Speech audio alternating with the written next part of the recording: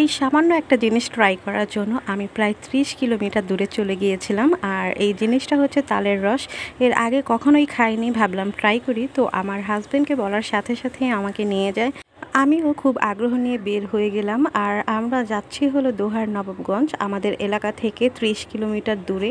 তো আমরা বিকেল 4টায় রওনা দিই, কারণ এই এরিয়াতে তেমন কোনো জ্যাম নেই। আর আজকে ওয়েদারটাও অনেক ঠান্ডা ছিল, আকাশটাও মেঘলা ছিল, একদমই রোদ ছিল না।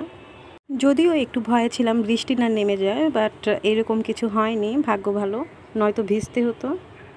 তো আমরা অলমোস্ট কোনাখোলা রামের কান্দা পেরিয়ে তুলসীখালি চলে এসেছি। আর এইখানে একটা ব্রিজ ছিল, তো আমরা এই ব্রিজে প্রায় 10 থেকে 15 মিনিটের মতো দাঁড়াই। আর সত্যি বলতে এখানে এত ভালো লেগেছিল যা বলার বাহিরে। প্রচণ্ড বাতাস ছিল, মাইন্ড রিফ্রেশ করার মতো বেস্ট একটা জায়গা বলা যায়।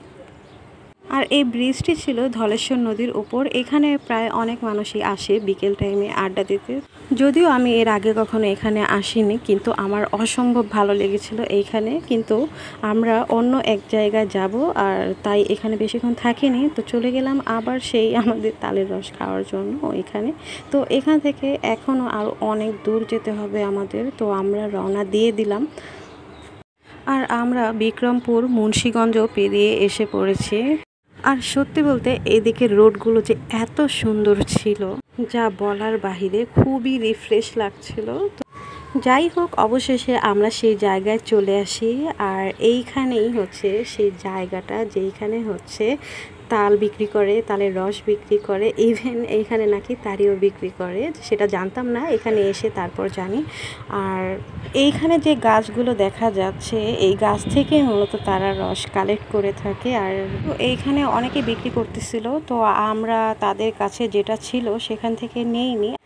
আমার হাজব্যান্ড বলছিল গাছ থেকে টাটকা নামিয়ে দিতে। আর আমরা একটু চেকও করে নিয়েছিলাম যেন পানি পরিষ্কার আছে কিনা। তো এতে হচ্ছে এই মামা একটু মাইন্ড করেছিল, বাট পরে উনি বুঝতে পেরেছে কেন করেছি। তো যাই হোক, ওইখান থেকে আমরা হচ্ছে হাফ লিটারের মতো নেই, বেশি নেই না। আর এই মামা হচ্ছে তারিও বিক্রি করতেছিল, আমাদের বলেছিল, তো আমরা এটা অ্যাকসেপ্ট করি নাই।